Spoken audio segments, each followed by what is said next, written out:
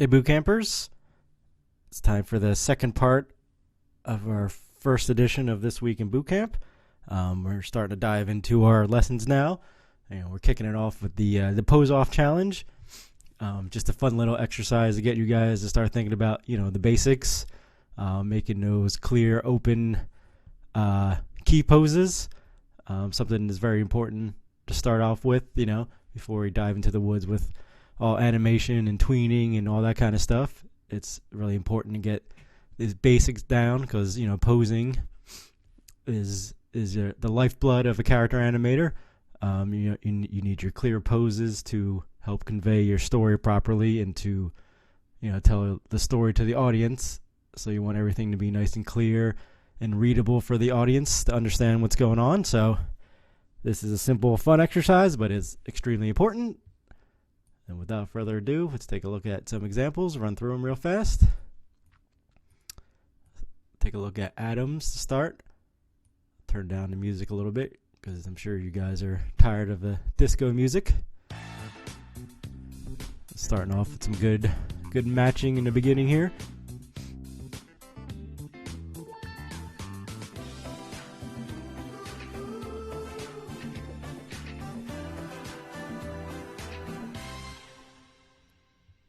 And we got some fun freestyle poses here from Adam.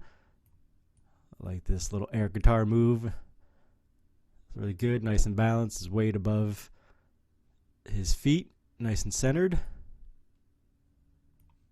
This one, I think this one could be adjusted a little bit more. If you draw a little line of action like we talk about, through this one foot that's on the ground, most of his weight is still leaning forward here. Easy fix would just be to kind of rotate the cog back a little bit just so he's, his long body is kind of tipping backwards a little bit, and that could help offset some of this forward weight. But in terms of the pose, it looks very cool. I like a little bent leg with his foot leaning on the leg here, but just this needs a little bit of a balance weight adjustment just to make sure he doesn't tip forward. Those things you want to keep in mind at all times, of course. This is a fun action pose like that. He's nicely balanced over his back plant foot here. Good counterbalance by having his left arm extended while his body is leaning back. Nice fun split there. Excellent work from Adam. Let's take a look at Joanna's. Run through this one quick.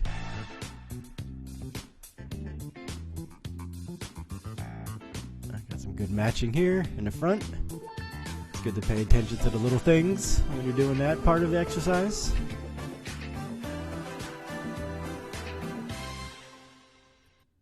Some nice fun dance moves here. This one's nice and balanced. He's nice and sturdy on his feet.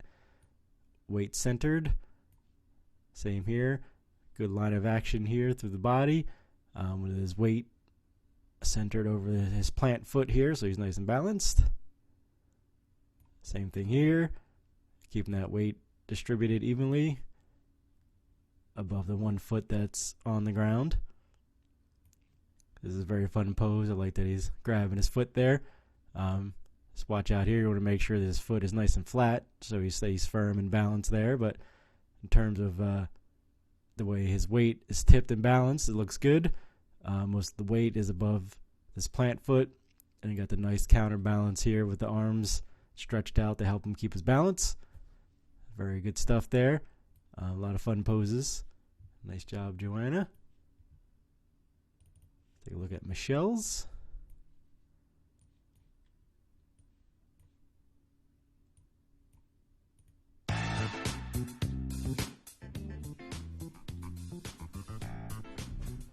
Solid matching so far.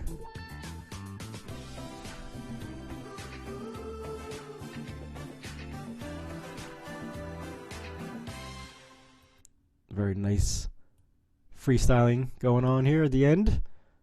I do want to talk about this pose and something it's come up a few times here, and it's gonna, I'm sure, continue to come up once we get into the animation.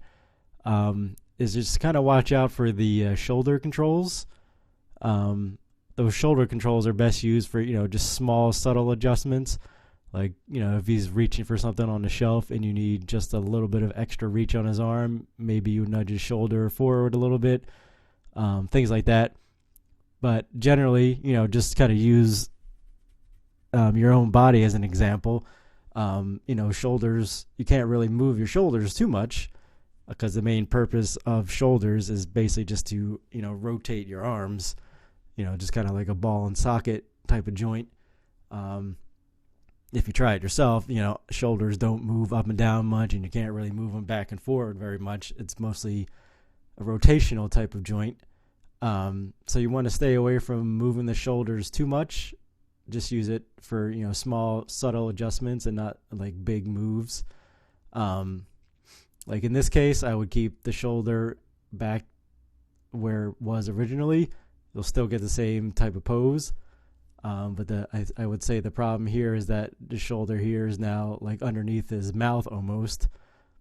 You can get away with doing something like this if you do kind of like a little head turn, and maybe he's more like a 3/4 face at this point, like his whole body turned, and then his shoulder would be right here. But since his face is still, pointing forward, in this 2D angle, it doesn't make any sense for his shoulder to be this far towards the front of his face. So I would keep the shoulder back here. You can still keep the same pose with the arm, just move it back a little bit, and you won't lose anything in terms of what you were trying to accomplish with the pose. It'll be the same exact pose, but like I said, just keep that little thing in mind. Try not to move your shoulders too much. It doesn't show too much, when you do these static key poses, but if you did some poses where their shoulders are moving all over the place, and then when you went to animate it, you would see a big difference, and you would see the arm like moving all over the body, and it'll look kind of weird and distracting. So, like I said, that'll come into play once we get into the animation. You'll see it a little bit more clearly, but just try to keep the shoulders to small, subtle adjustments, and everything will work out just fine for you guys. Let's move on to Patrick's.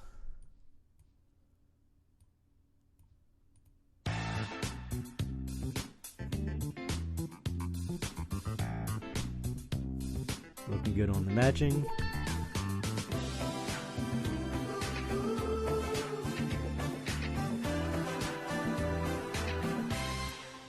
And we got some nicely balanced poses here on the freestyle section. Keeps his weight centered above the plant foot, keeps him balanced.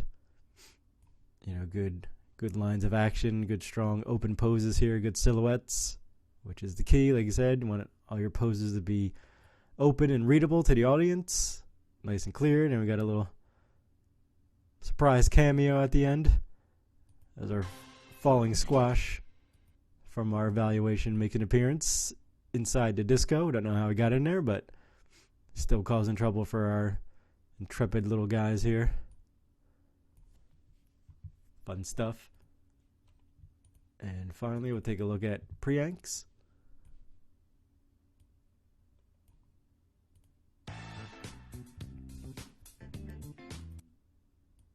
And this is something we can talk about with the shoulders as well. I would say this is riding a little bit high too. You don't want to get your shoulders too close to the eyeballs or above the eyeballs. I know his arm is this high up here on squash, but this is where character design comes in. This is where squash's normal shoulder placement is, because he has a shorter, squatter body. But this is why we ask you guys to switch characters, because his Stretch here has a longer, stretched out body, and his normal shoulder position is down here around his mouth. So I know you're trying to match what it looks like over on Squash's pose, but he has such a different body type that you have to take those character design changes into account. You can still have the same pose with his arm, pointing upwards towards the ceiling, but the point of origin for the shoulder should stay where it is on his body type. So this is why we had you switch characters, just so you can't do an exact one-for-one comparison, but you do have to adjust for the different body part placements on Stretch and different type of body that he has. So you want to keep those things in mind. Character design is very important to always consider when you do this kind of stuff, when you're doing your posing.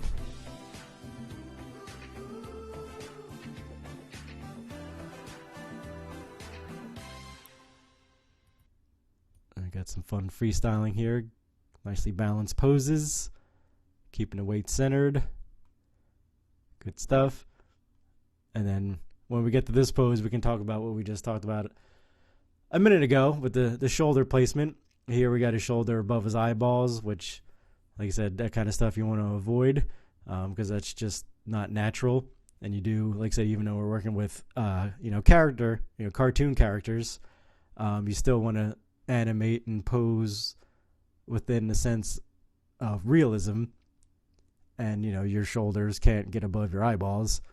So you want to kind of keep that in mind for these characters as well. You can accomplish the same type of pose. You just have to adjust, again, for, body type and character design. Keep his shoulder where they are, below the eyeballs like they should be. And you just have to kind of angle his body a little bit differently. And you can still keep the same type of pose where he's, balancing himself on his hand. You just have to adjust, bring his body down, angle it a little bit differently just so his shoulder stays where it should. Like I said, it looks a little awkward to me. Maybe it's not as noticeable, like I said, when you're just doing a static pose, but if you actually animated this movement, you would see this arm slide all the way up and down his body, which would just look kind of weird and unnatural. So like I said, you want to keep those things in mind. Use examples from footage, or just do the movement yourself and just kind of notice what happens when on your own body when you do these type of moves. And obviously, as a person, you can't move your shoulder above your eyeballs like that. So just something to keep in mind. Like I said, this stuff will be a little bit more evident once we actually animate the things and you can see how the body moves and the limbs move around. But again, this is why this exercise is important, because you want to get these little things squared away. When you do your poses and key tests, you want to make sure your poses are locked down and natural, and it'll lead to like good, smooth animation. So something to always keep in mind. Anyway, great job on the first week, guys. The evaluations are great, and these pose off exercises are great. A lot of fun stuff, a lot of fun posing and dance moves. Hope you guys had a lot of fun with this. And we'll talk to you next week.